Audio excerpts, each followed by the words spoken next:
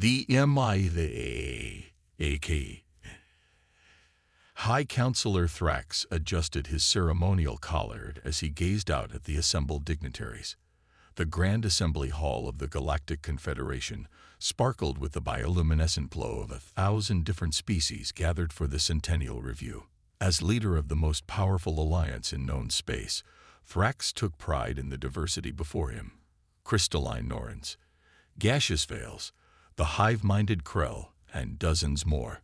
Another century of peace and prosperity, he announced, his translator device converting his chittering speech into the standard galactic frequency.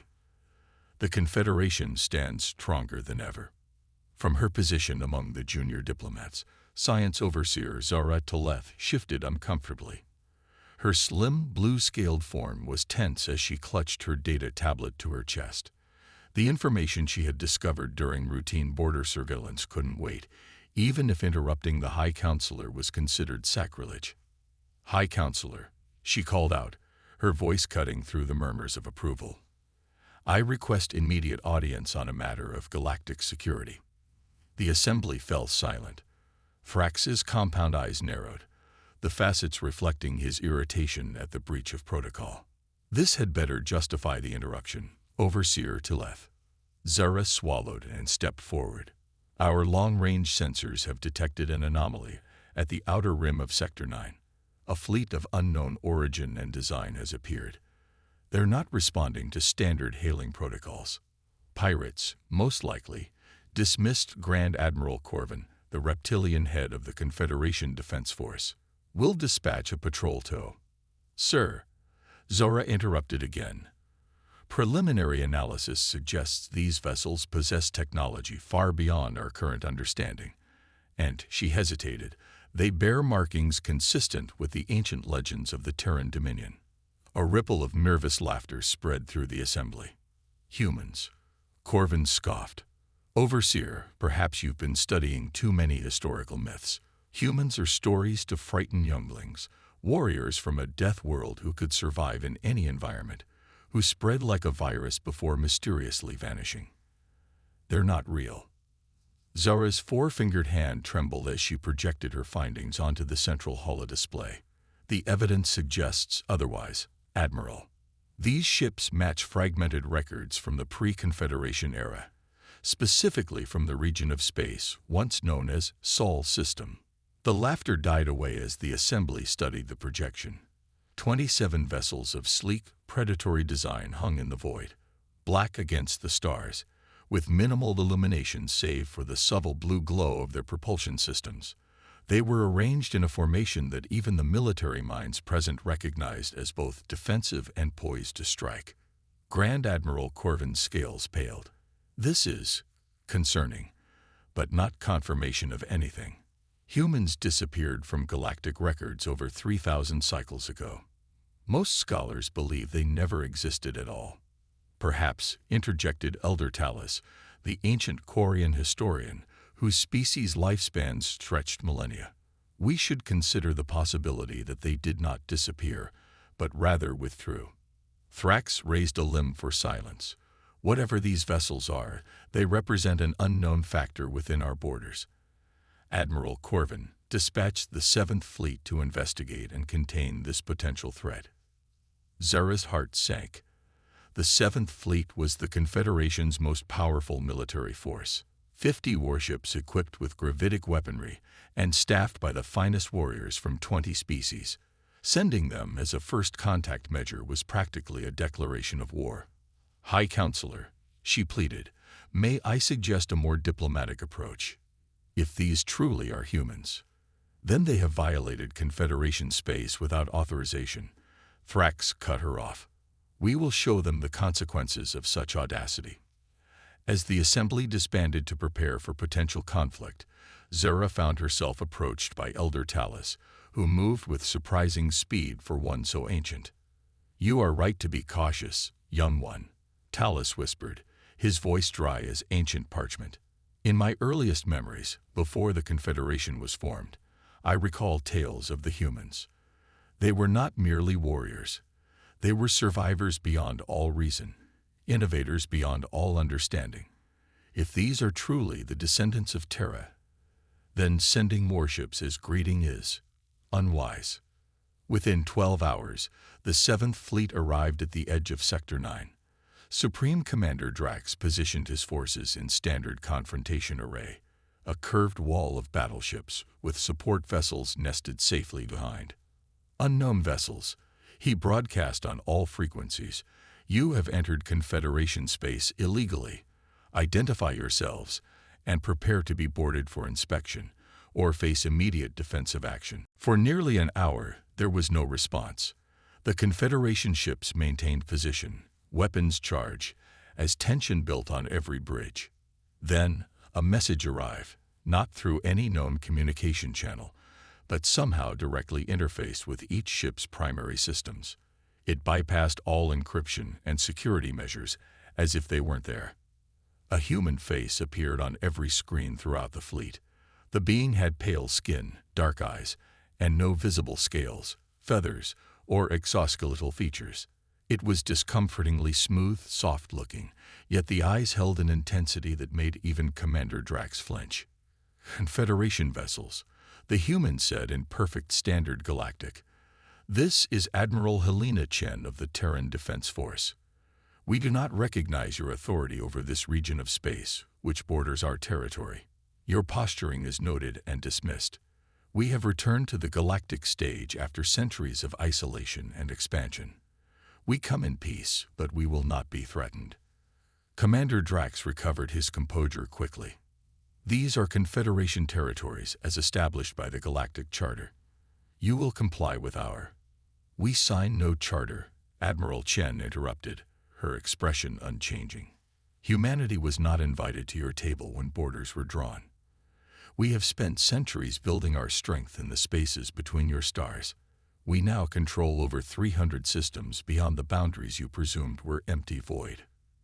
Drax felt cold dread seep into his heart. 300 systems. It was impossible. The Confederation's most advanced survey ships had detected nothing but empty space and occasional uninhabitable planets in those regions. You lie, he hissed. Our sensors would have detected.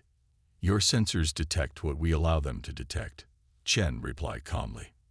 For generations, we have observed your Confederation, studied your technologies, and chosen to remain hidden until we were ready. That time has come. On the bridge of the flagship, tactical officers reported with panic that the human vessels were suddenly detecting a significantly larger and more numerous than initially scanned. Stealth fields were dropping, revealing not 27 ships, but hundreds, arranged in perfect formation. Back in the Confederation capital, the emergency session of the High Council was interrupted by the sudden appearance of holographic projections, human figures standing calmly among the stunned representatives. Similar reports flooded in from every major Confederation world. The humans had somehow bypassed all planetary defenses to project their presence throughout civilization's core worlds simultaneously. One figure, different from Admiral Chen, but with the same unnerving smoothness to its features, addressed the Council directly. I am President Marcus Torres of the Terran Alliance. For too long, humanity has been relegated to myth in your histories. Today, that changes. We extend peaceful greetings to the Galactic Confederation and request formal diplomatic recognition. High Counselor Thrax, for perhaps the first time in his political career, found himself speechless. The legends were real. Humans existed, and they had just demonstrated technology that made the Confederation's greatest achievements seem primitive by comparison. In the stunned silence, Zara Toleth stepped forward, her scientific curiosity overcoming protocol. How? She asked simply. How did your kind vanish so completely from our knowledge, only to return with such advancement? The human president smiled, an expression that revealed flat, white teeth that several counselors found disturbing. When humanity first ventured beyond our home system, we encountered hostility from the pre-Confederation powers. Rather than fight a war we couldn't win, we retreated to regions considered uninhabitable. We mastered stealth technologies that concealed not just our ships but entire star systems. We built our civilization in the shadows while your species squabbled over the known worlds. And now you threaten us with your fleet, Grand Admiral Corvin demanded. We threaten nothing, Torres replied. We merely reveal ourselves and request recognition of our sovereignty. The fleet at your border is a defensive measure only, a precaution given your Seventh Fleet's aggressive approach. As the implications sank in, Elder Talus moved forward with the slow dignity of his ancient species. I remembered, he said, his voice carrying despite its softness. I remember the humans. Before they vanished, they were builders and explorers. They had a saying, "We come in peace, but we come prepared for war." Is this still your way? President Torres inclined his head respectfully to the elder. It is, he confirmed. Humanity extends its hand in friendship, but we will not be dismissed or threatened. We request a formal delegation meet with us to establish diplomatic relations and recognize territorial boundaries. High Counselor Thrax, recovering his composure, rose to his full height. And if we refuse? The human's expression didn't change, but something in those alien eyes hardened. Then we continue our expansion, Counselor. We have lived without your recognition for centuries. We can continue to do so. But understand this. The myth of humanity is now proven fact. How you respond determines whether we become your greatest allies or your most formidable adversaries. The Risikoning. 3 days after the humans revealed their existence to the Galactic Confederation, the diplomatic summit convened on neutral territory, a space station hastily constructed in the emptiness between the two civilizations' borders. The architecture was deliberately composite, featuring both the sweeping organic curves favored by Confederation designers and the clean, angular efficiency of human engineering. Inside the central chamber, representatives from both sides regarded each other with wary fascination. The human delegation was smaller than expected. Just 5 individuals led by Ambassador Diana Reyes, a woman whose silver-streaked black hair and lined face suggested age and experience by human standards. Opposite them sat the Confederation delegation, 12 representatives from the dominant species, with High Counselor Thrax at their center. Science Overseer Zara Teleth had been included primarily for her expertise on the historical records of humanity, meager as they were. Before we begin formal proceedings, Thrax announced, his translator converting his clicks and whistles into standard frequency, I must express the Confederation's concern regarding your sudden appearance and the manner of your introduction. Ambassador Reyes smiled politely. And I must express humanity's concern that our existence has been systematically erased from your historical records, replaced with myths and legends when we were once known to many of your ancestor species. Grand Admiral Corvin's scales flushed with irritation. We did not erase you. You vanished. Did we? A younger human male stepped forward slightly, Dr. Elias Okafor, introduced as their historical archivist. Our records tell a different story. 3,000 years ago, the pre-Confederation powers, primarily the Axlori Dominion and Vespid hierarchy, launched coordinated attacks against human colonies in 7 systems. They declared us a disruptive species with dangerous potential for unchecked growth. The revelation sent murmurs through the Confederation side. The Axlori and Vespid were founding members of the Confederation, though their influence had waned over millennia. Ambassador Rice continued, rather than fight a war against numerically superior forces, humanity enacted the Great Retreat. We abandoned our known colonies, moving deeper into unexplored space, and developed technologies to hide not just from censors, but from history itself. Impossible, scoffed one of the Confederation scientists. No technology could erase records across thousands of worlds. The corner of Reyes' mouth twitched upward. Not erasure, subtle manipulation, quantum infiltration of data systems, organic memory modification through targeted electromagnetic pulses. Over generations, our existence faded from fact to rumor to myth. Zara felt her scales tighten against her body, a physiological reaction of her species to profound unease. The implications were staggering. If humans could manipulate information and even memory on such a scale, what else were they capable of? While we hid, Rice continued. We watched. We built. We expanded into regions your explorers dismissed as void anomalies or sensor dead zones. Those were our stealth fields, protecting entire star systems as we terraformed worlds you thought uninhabitable. And now you return, Thrax stated flatly. Why? For the first time, Ambassador Reyes' composed expression faltered slightly. Necessity, she admitted. Our expansion has reached natural limitations. We control 342 star systems, with a population of nearly 1 trillion humans and affiliated species.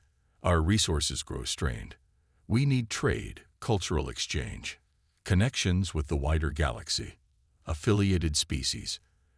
Elder Talus inquired, leaning forward with interest. Dr. Okafor nodded. During our isolation, we encountered 17 intelligent species in unexplored regions. We formed the Terran Alliance together. Unlike the Confederation's model of central authority, our alliance is a cooperative of equal sovereign species. The implication hung in the air, a criticism of the Confederation's hierarchical structure, where founding species held disproportionate power over newer members. Zara couldn't contain her scientific curiosity. Your technological advancement. It appears to exceed our own by centuries, despite our head start in galactic development. How is this possible? A third human, Dr. Maizong, their chief scientist, addressed her question. Necessity and isolation, she explained. Without access to established trade routes or technological exchange, we had to innovate or perish. And perhaps most importantly, we were not constrained by Confederation research protocols or technological standardization. High Counselor Thrax bristled visibly at the implied criticism. Those standards ensure safety and compatibility across thousands of worlds. They also stifle innovation, Dr. John countered. Your quantum communication technology has remained essentially unchanged for 800 years. Ours evolved through 12 major paradigm shifts in half that time. The tension in the room was building. Grand Admiral Corvin, whose military mind saw threats in every shadow, finally asked the question that had clearly been troubling him. What are your intentions toward the Confederation? Your fleet remains mobilized at our borders. Ambassador Rice clasped her hands before her. Our intentions are peaceful coexistence, diplomatic recognition, established borders, and eventually, mutually beneficial trade. The fleet remains because we are uncertain of your intentions. After all, it was your ancestors who attempted to exterminate ours. An uncomfortable silence fell over the chamber. Elder Talus, whose species had been among the younger members when the Confederation formed, slowly rose from his seat. I have lived nearly 4,000 years, he began, his ancient voice somehow filling the room despite its softness. I was but a youngling when the campaigns against early human colonies were waged. They were not spoken of proudly, even then. The justification was fear, fear of a species that adapted too quickly, that could survive in environments lethal to others, that solved problems in ways our logicians couldn't predict. He turned his gaze directly to the human delegation.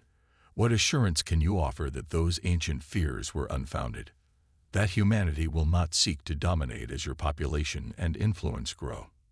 For a long moment, Ambassador Reyes was silent, considering her response carefully. None, she finally said with disarming honesty. We cannot prove a negative. We cannot demonstrate what we will not do in some hypothetical future. What we can offer is our history, 3,000 years of expansion without conquest, of encountering new species, and offering alliance rather than subjugation. She paused, then added, and perhaps most tellingly, we could have struck without warning. Your defenses cannot detect our stealth technologies. Our weapons could have reached your core worlds before you knew we existed. Instead, we revealed ourselves and requested dialogue. The frankness of her response seemed to affect the Confederation representatives. Even Grand Admiral Corvin's hostile posture relaxed slightly. High Counselor Thrax conferred quietly with his advisors before addressing the humans again. Your arrival presents the Confederation with an unprecedented situation. Our laws and protocols have no provision for the sudden appearance of an advanced civilization within what we considered our sphere of influence. Then perhaps, suggested Ambassador Reyes, it is time to write new protocols, not as Confederation dictates, but as a joint framework between our civilizations. Zara, watching the exchange, felt a strange mixture of fear and hope. The humans represented both threat and opportunity, a civilization that had developed in isolation, taking evolutionary paths that diverged from the Confederation's careful, measured progress. As the formal negotiations began in earnest, details of territories and diplomatic recognition being carefully mapped out, Zara found herself approached by Dr. Zhang during a brief recess. "You seem less afraid than your colleagues, Science Overseer," the human observed. Zara's head frills fluttered in what her species used as a shrug. "Fear stems from ignorance. I prefer knowledge, even when it's uncomfortable." Dr. Zhang smiled, a sentiment many humans would share. Perhaps when these political matters settle, there could be scientific exchange between our peoples. I believe we would have much to learn from each other. You suggest your technology isn't so advanced that you have nothing to learn from us? Zara asked, surprised. "Knowledge isn't linear," John replied. "Your civilization explored paths we never considered, just as we develop technologies your scientists might find surprising. Different evolutionary pressures create different solutions." As the summit reconvened, it became clear that despite lingering suspicions on both sides, a framework for coexistence was taking shape. The humans would be recognized as a sovereign power, their territorial claims acknowledged, and initial diplomatic relations established. When High Counselor Thrax formally signed the preliminary agreement with Ambassador Reyes, a palpable sense of relief spread through both delegations. It wasn't peace, not fully. Too much distrust remained for that. But it was a beginning. "I must ask one final question," Thrax said as the ceremony concluded. "You spoke of necessity driving your return to the galactic stage, but I sense there is more. Why now, after so many millennia of isolation?" Ambassador Reyes exchanged glances with her team before responding. "Because there are things moving in the darkness between galaxies, Counselor. Forces that neither humanity nor the Confederation could face alone. We have detected them at the edges of our long-range sensors. We have 3 centuries, perhaps 4, before they arrive." The revelation landed like a physical blow among the Confederation representatives. "And you believe together we might stand against this threat?" Elder Talus asked quietly. "We believe we must try," Reyes replied. "Divided, we will certainly fall." As the summit concluded, and the delegations prepared to return to their respective territories, Zara found herself looking at the stars outside the station's observation dome. The galaxy suddenly seemed both larger and smaller than before, larger in its unexplored potential, smaller in the sense that no civilization, not even one as vast as the Confederation, was truly alone among the stars. The humans had been dismissed as myth until their warships appeared at the Confederation's borders. Now they represented both ancient fear and new hope. Whatever came next would rewrite the future of the galaxy, a future that would be shaped by the unexpected return of humanity to the cosmic stage.